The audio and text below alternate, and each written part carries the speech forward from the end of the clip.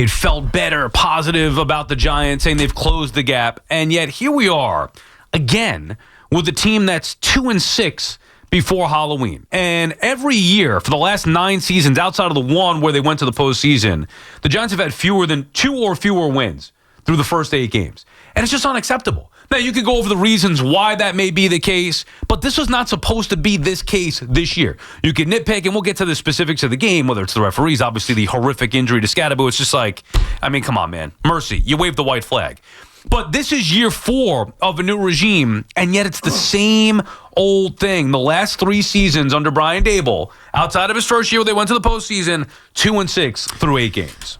You know, I mean, you're right. It is the same stuff. But is it? I'm going to throw a question at the end of that.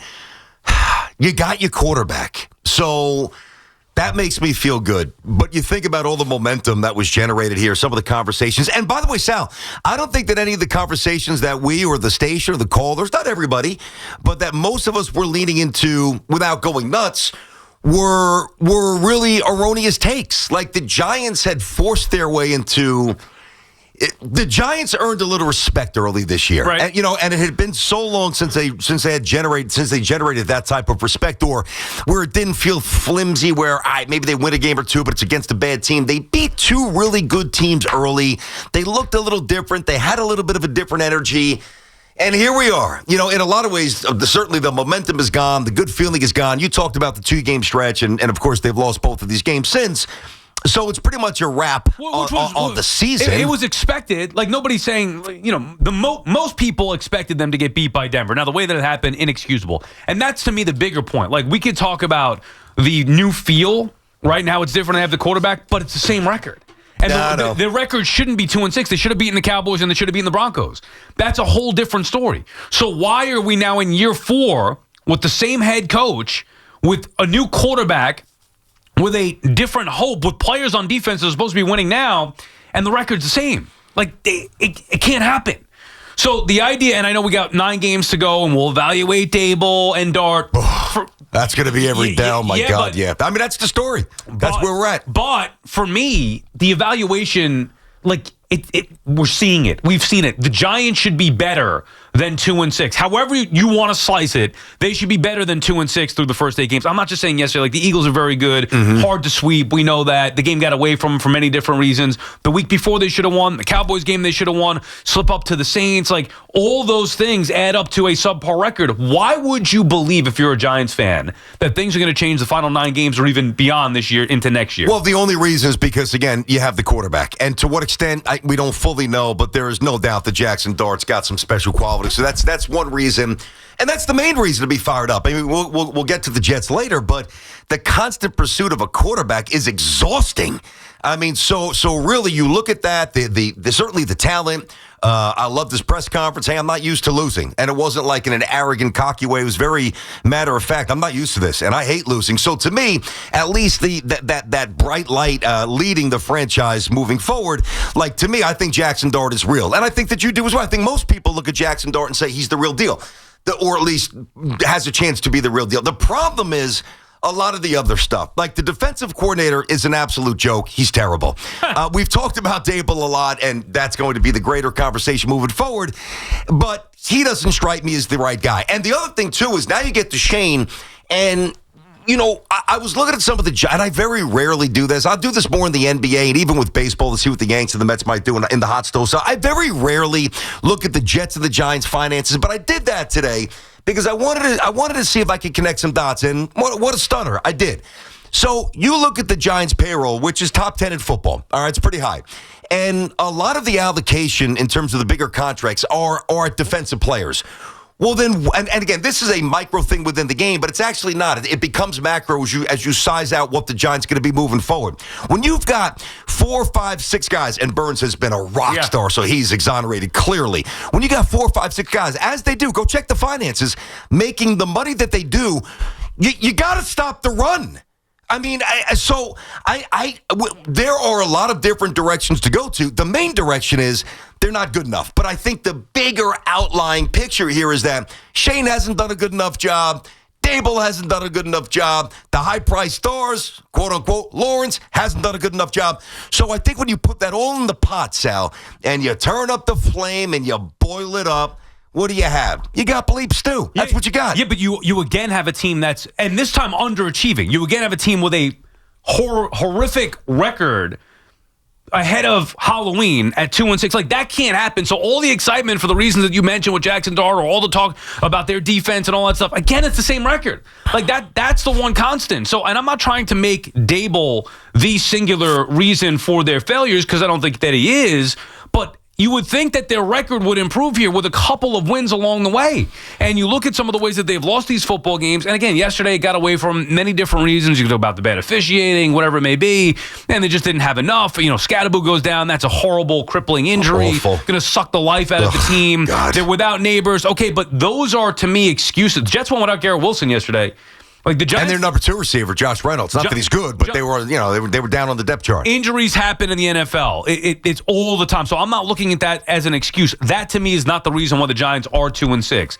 But yet again, with the quarterback, they found the answer. Everybody believes they found the answer at quarterback with Jaxson Dart. Then why is their record the same that it's been for the last 9 seasons outside of the 1 year, which proved to be the aberration with Daniel Jones? And by the way, Daniel Jones is also another, to me, major indictment. Like, you could reference Schoen, you could reference Bowen, you could reference Daboll, all of it together, BT. This is year 4. Yeah. Like, but think about how, I'm with you. I mean, listen, you guys know where I stand on Daboll and this regime. But think about if they were, let's say they never were able to draft Jaxson Dart. Mm-hmm. And they're rolling out, Russ the first couple of games. All right, he stinks. Let's put in Jameis Winston. All right, maybe give DeVito a look.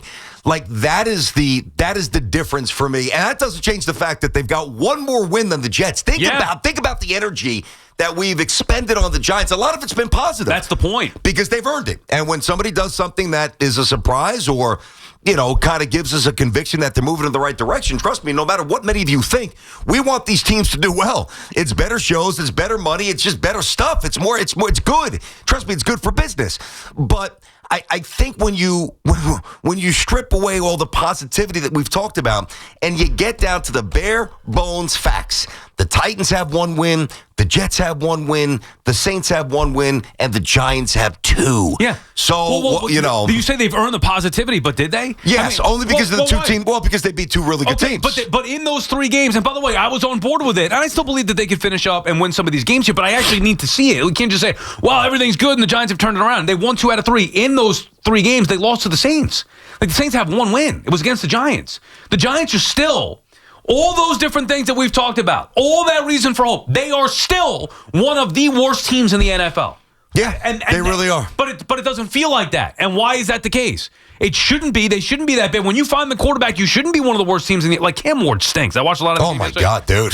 He's horrible throwing the. Now he's a rookie. Whatever. It's been 8 games. He stinks. He can't throw the football with any accuracy. He's yelling at his head coach. Like, it's ridiculous what's going on there. So Jaxson Dart, yes, there's reason to be excited and hopeful about him.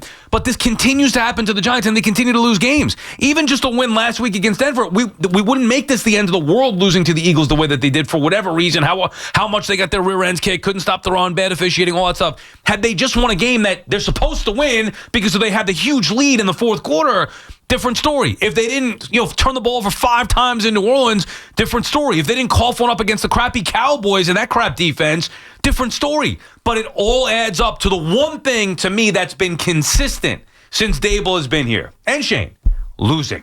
2-6 in the first 8 games is a horrible record. 3 straight years that's been the case. I know nobody wants to hear this, but I do think that sometimes we gloss over when things are so bad, all right? I think we gloss over how hard it is to get back on track. I mean, think about all the years where the Knicks just buried themselves with draft picks and coaches and GMs, and it took one astute hire and a couple of additions. And even though they lost, that you can't lose to the Heat. I don't want to see that, but we all know the Knicks are really good. I still think, and this does not give Daboll a lifetime pass. You know where I stand again. But think about the indiscretions of Reese into Gettleman, the horrendous draft picks, just cycling through coaches. I don't know. I mean, if it was, I feel a lot better about this if it was year 2 or 3 for Daboll. I am with you in totality. But again, if the Giants would have lost by 3 points yesterday, right? and they didn't give up almost 300 yards, but they still lost. Right. Are we feeling the same way? And if we might be, but I'm asking that because if we aren't, well, again, no neighbors, Scatterboo out. Like, I don't know what the hell we expected yesterday. I know, but we didn't. I didn't expect that they were going to go in there and win the game. Me neither. I thought they'd lose. I said 30-20. Yeah, but they got their rear ends kicked. And again, the calls were horrible. The officials were bad. Okay, whatever. But the Giants got their rear ends kicked. Here's the thing. It's not just yesterday. It's a culmination of things. So when you give up games that you had won on the road in Dallas or on the road in Denver, that to me accentuates a big problem with yesterday's game. They had to win that to make up for the week before. Brian Daboll has not proved that he knows how to win football games as a head coach. As a matter of fact, quite the opposite. Quite the opposite. He's proven he doesn't know how to maximize Daniel Jones and Saquon Barkley. That's a fact. And he's proven he does not know how to win football games here outside of his first year, which they did it well, but they did it with limitations as well. I'm not going to take it away from him, but you needed to build off of that. 2-6 in each of the last 3 years. Enough of the excuses. I don't really think people are making excuses. I think everybody's saying fire Daboll. Yeah. Don't you think? I'm not hearing a lot of excuses saying that, but I think it got overlooked because of Dart. And by the way, he's going to have 9 games to go, so there's no need to say fire him now. I'm just saying that their record should be better than 2-6. Whereas the last couple of years, you could be like, wow, what'd you expect? They were a horrible team. They should definitively be better than 2-6. When you find the quarterback, that should be the answer. And yet for them, it's still a problem at 2-6. So whether it's Vrabel's doing a good job with the Pats, I mean, give me I don't mean a Hall of Fame coach. Give me a good coach that's done. I'm going to stick with Vrabel. I said Vrabel. Yeah. Good with Tennessee. Here come the Pats, right? If Vrabel's coaching the Giants this year and he's got the same personnel, are they better than 2-6? I think they probably have 2 more wins, yeah. I think that they probably would have found a way to beat the bad, certainly the Saints, but I don't know if they beat the Chargers. I don't know if they beat the Philadelphia Eagles the first time over in MetLife. I don't know that. The Cowboys and Broncos games are inexcusable. I know, and it's on top of giving games away with their kicking situation last year. Like, the same stuff continues to happen, and it's year 4. So why would I believe, as somebody who's been a backer of Daboll, and I love his fire, and I loved what he did yesterday with throwing the challenge flag, because they did get screwed. But at some point, you have to ask yourself, like, the losses just continue to mount up. 2-6 again through the first 8 weeks of the season.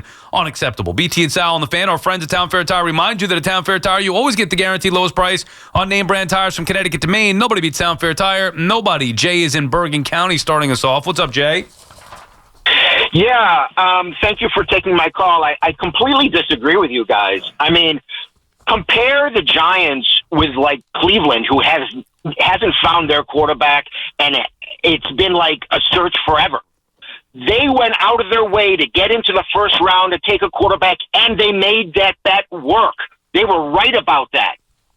And Daboll has a history of developing quarterbacks. Look what he did with Josh Allen. You're going to move on from this guy in his rookie year? What do you expect from this guy? This guy is moving mountains in his rookie year. Yes, maybe they have to move on from the defensive coordinator. Yeah, it's another one. As a Giants fan, I'm incredibly encouraged by the direction this team is moving in. Yeah, because they have the quarterback. You need it to result in wins, don't you? Or you don't care about that? I think eventually you do, but I think you got to be patient. It's year 4. And thank you for the call. Year 4 with Brian Daboll. I think the question is, and I think I know the answer, but, I mean, that's why we're going to hammer these phones today. All right, so we know they're going nowhere this year. There was a little flicker of hope. Maybe it got hijacked a little bit, the reality of maybe what they could do this year because of the 2 teams that they beat and the quarterback and Scatterboo and the energy. All right, a lot of that dissipated yesterday. But they should have beaten the Broncos, too. I agree. That's true. No, I get it.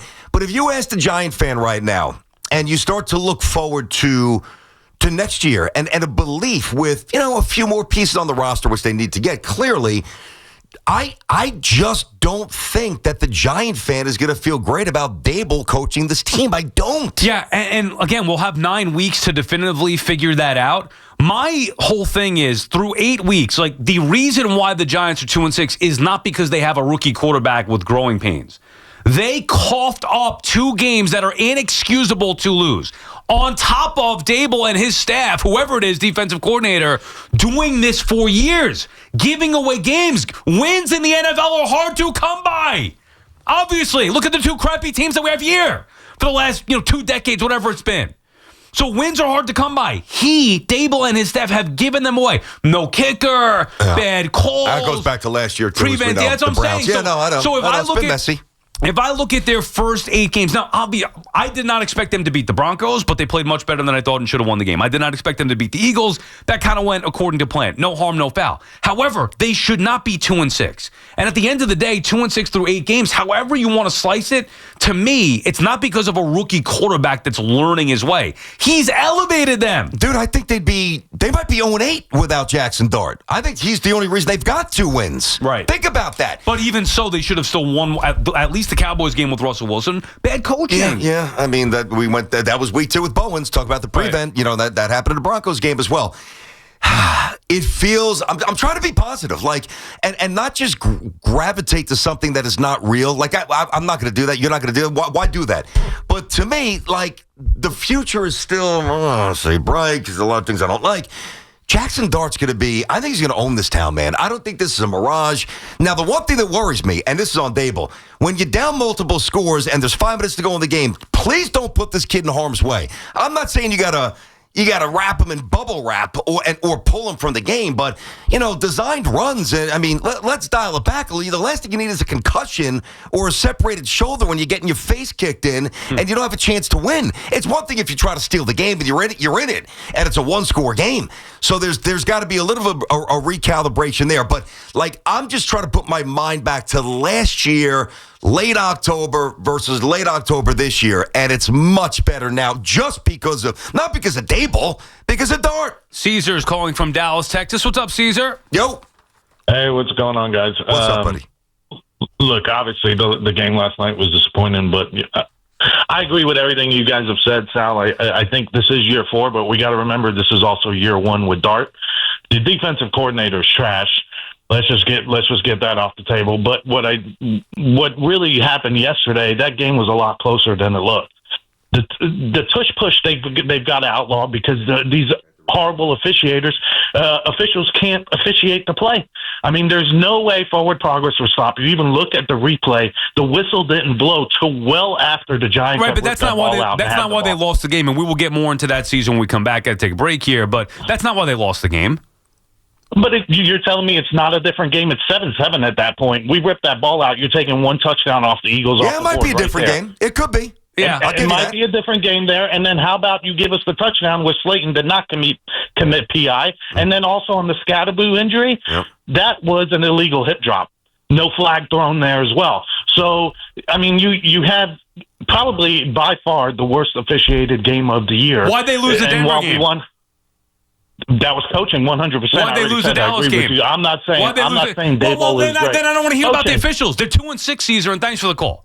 So it's not about the officials yesterday against a team that is better than them. It's no shame to say the Super Bowl champs are better. How come Saquon Barkley gashed the Giants yet? Saquon Barkley's done nothing all year long. First play of the game, the guy's taking one to the house, 65 yards, whatever it was.